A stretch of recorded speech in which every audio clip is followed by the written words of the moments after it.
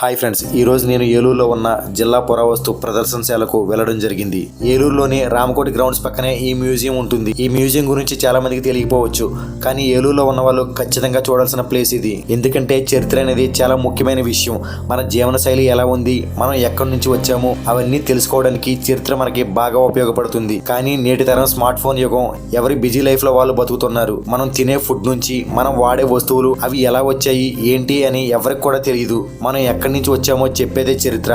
మన పూర్వీకులు ఎలా బతికారు, వాళ్ళు ఎలా ఉన్నారు, వాళ్ళ కట్టుబాట్లు ఏంటి, వాళ్ళు ఏ విధంగా ఆహారం తినేవారు, ఏ విధంగా బ్రతికేవారు తెలుసుకోవడానికి మన ఏలూరులో ఉన్న పురాతన కాలం నాటి ఈ మ్యూజియం చాలా ఉపయోగపడుతుంది. ఇక్కడ ప్రత్యేకత ఏంటంటే హిందూ సంప్రదాయం ప్రకారం సింధు నాగరికత గురించి, అలాగే ఆది మానవుల గురించి, వాళ్ళు వాడిన వస్తువులు, ఆహారపు అలవాట్లు, వాళ్ళ భాష, ఇలా మరెన్నో విషయాలు ఇక్కడ మనం చూడవచ్చు. ఇక ఎంట్రీ టికెట్ విషయానికి వస్తే పెద్దవాళ్ళకు 30 రూపాయలు, చిన్నపిల్లలకు 20 రూపాయలు, ఫారినర్స్ కి 300 రూపాయలు. అలాగే లోపలికి వెళ్ళిన తర్వాత వీడియో తీసుకోవాలంటే మాత్రం 200 రూపీస్ పే చేయాల్సి ఉంటుంది. ప్రతి ఫ్రైడే అలాగే సెకండ్ సాటర్డేలు తప్ప మిగిలిన అన్ని రోజులు కూడా ఈ మ్యూజియం తెరిచి ఉంటుంది. ప్రతిరోజు ఉదయం 10:30 నుండి సాయంత్రం 5 గంటల వరకు తెరిచి ఉంటుంది. ఇక చరిత్రను చూసుకున్నట్లయితే ప్రాచీన శిలాయుగం, మధ్యరాత యుగం, నవీన శిలాయుగం అని 3 యుగాలు ఉంటాయి. ఇలా ఈ 3 యుగాల్లో అప్పట్లో ఉండే మన ఆది మానవులు ఏ విధమైన ఆయుధాలను వాడేవారు, ఏ విధమైన పనిముట్లు వాడేవారు అనేది మనం ఇక్కడ చూడొచ్చు. ఇక్కడ మీరు చూస్తున్నట్లయితే ప్రాచీన శిలాయుగంలో అంటే ఫస్ట్ జనరేషన్ లో ఆది మానవులు ఏ రకమైన ఆయుధాలను వాడేవారు అనేది మనం ఇక్కడ చూడొచ్చు.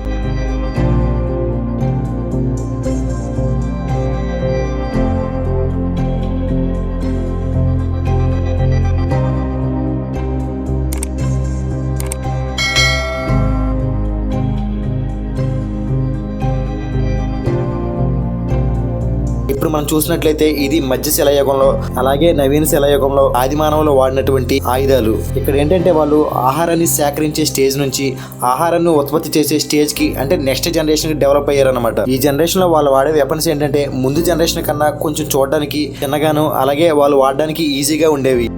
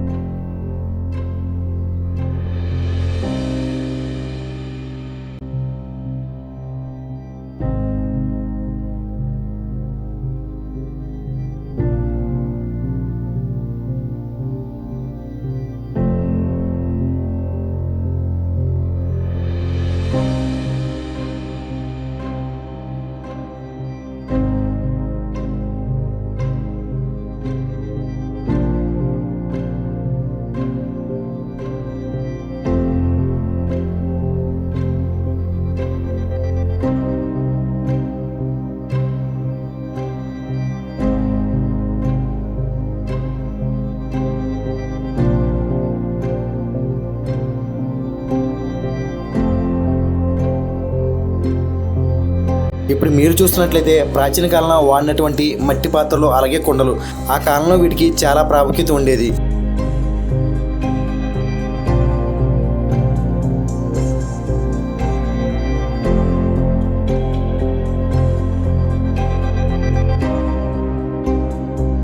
ఇప్పుడు మీరు చూస్తున్న వీటిని టెర్రాకోట బొమ్మలు అంటారు. క్రీస్తు పూర్వం 2 నుండి క్రీస్తు శకం 2వ శతాబ్దం మధ్య నాటివి. ఇవన్నీ కూడా పశ్చిమ గోదావరి జిల్లా రుద్రంకోటలో బృహత్ శిలాయుగం నాటి 72 సమాధులు గుర్తించి తవ్వకాలు జరిపినప్పుడు సమాధుల్లో బయటపడినటువంటి మట్టి పాత్రలు అలాగే ఇతర వస్తువులు.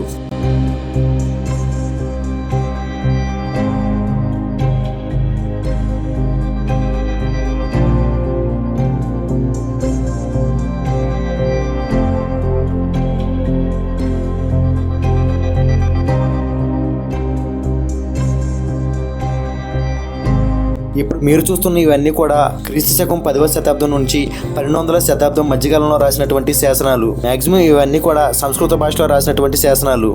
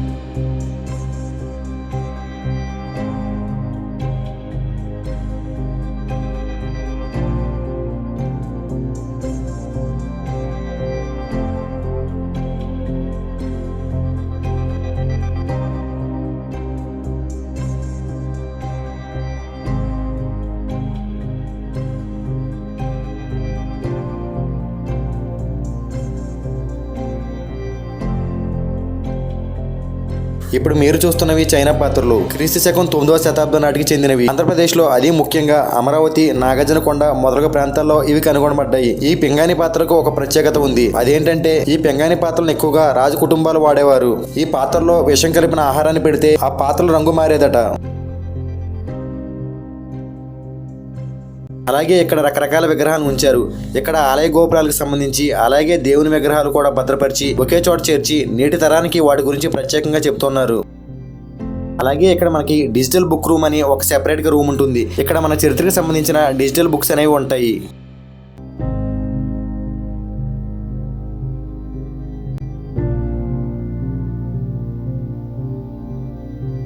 ఇక్కడ మనకి చాలా పురాతనమైన దేవుడి విగ్రహాలు అలాగే చాలా రకమైన వస్తువులు అలాగే అవి ఏ కాలం నాటివో తెలియజేస్తూ ఇక్కడ ఉంటాయి. పురాతన కాలం నాటి రాతి విగ్రహాలు చూడాలంటే మాత్రం ఖచ్చితంగా ఇక్కడికి రావాల్సిందే. పంచలోహ విగ్రహాలు అలాగే రాతి విగ్రహాలు, పూర్వం రాజులు రాణులు పూజించిన విగ్రహాలన్నీ కూడా ఇక్కడ మనం చూడొచ్చు.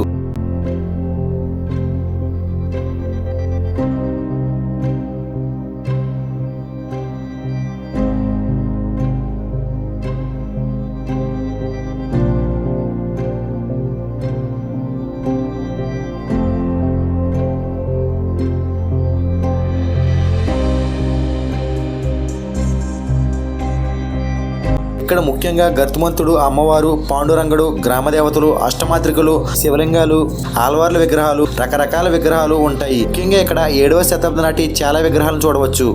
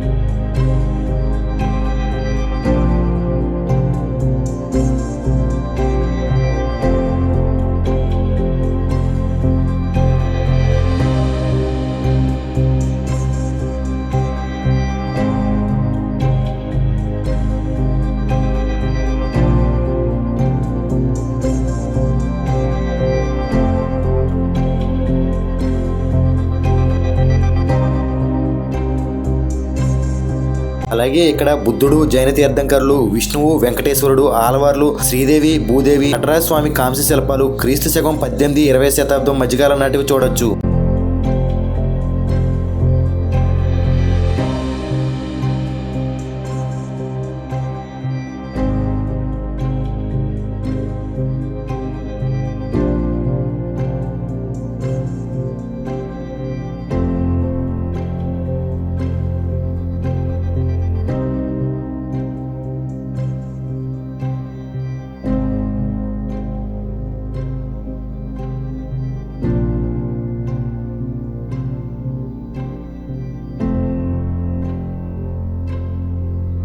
వీటితో పాటు క్రీస్తు శకం 17, 18 శతాబ్దాల్లో ఆనాడు రాజులు వాడినటువంటి కత్తులు, అలాగే శిరాస్త్రాలు, షీల్డ్స్ ను కూడా మనం ఇక్కడ చూడొచ్చు.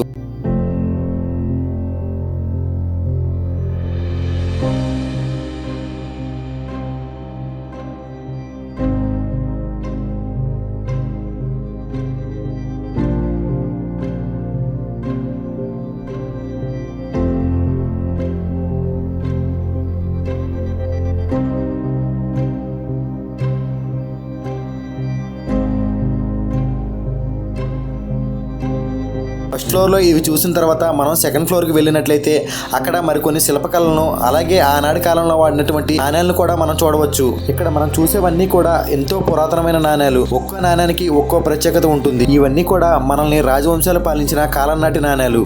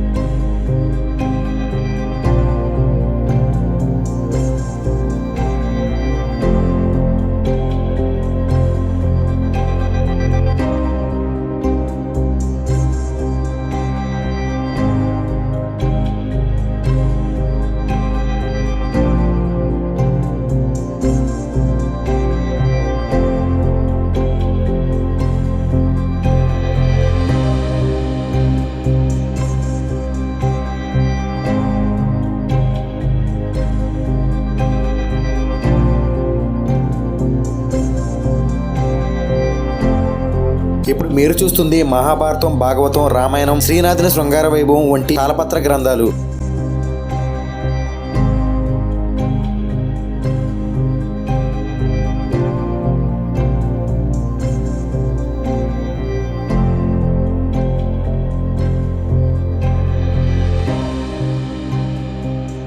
అలాగే ఇక్కడ ఖురాన్ చేతిప్రతి గ్రంథాలను కూడా చూడవచ్చు. ఈ గ్రంథాలు క్రీస్తు శకం 16, 17 మధ్యకాలం నాటికి సంబంధించినవి.